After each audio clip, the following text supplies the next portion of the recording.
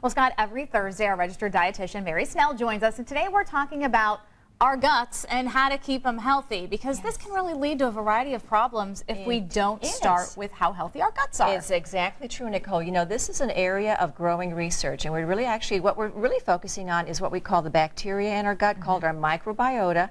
And it can be very influential in terms of a healthy gut can aid us with digestibility as well as boost immunity.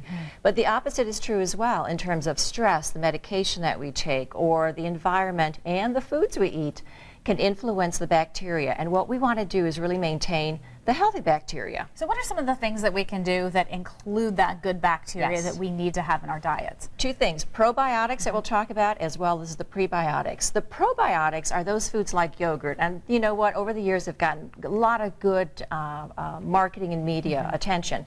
We've got yogurt with live and active cultures, but we also have products like this kefir, which is also a cultured milk product. It has those good bacterial strains.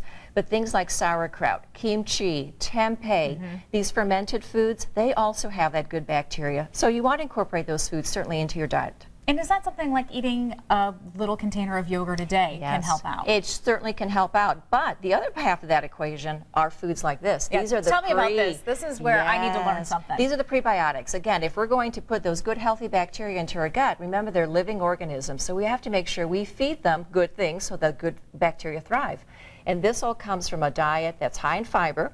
A minimum of about 25 grams of fiber a day is what is recommended. And of course, we've talked about fiber.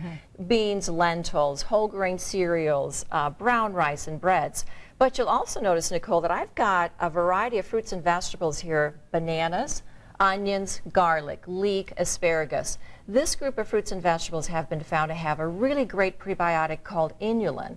And that goes hand in hand with this good bacteria. So probiotics and prebiotics, that's what you need to maintain a healthy gut. That goes together. And if for some reason maybe you're feeling a little sluggish, take a look at your diet, because a lot of these things could possibly help. Yes, and this again is very simple. Looking at your diet and trying to make some of those small changes and small tweaks, and that can certainly influence a lot of maybe some of the way you're feeling with digestibility, etc. Well, Mary, you've already changed the way I shop, because every time I look now and I'm looking at a product like this, I look for whole, W-H-O-L-E, and that's what you say is so important about buying that. It is so important. That's exactly right. Look at the ingredient list. Make sure you're buying whole grains, whole wheat, those type of products. So great. Glad to hear that. I learned something, Mary. Yes, I really appreciate it. We always love the advice that Mary gives us. She comes every Thursday right here to Eyewitness News at noon, so we look forward to seeing you next week. All righty. Scott?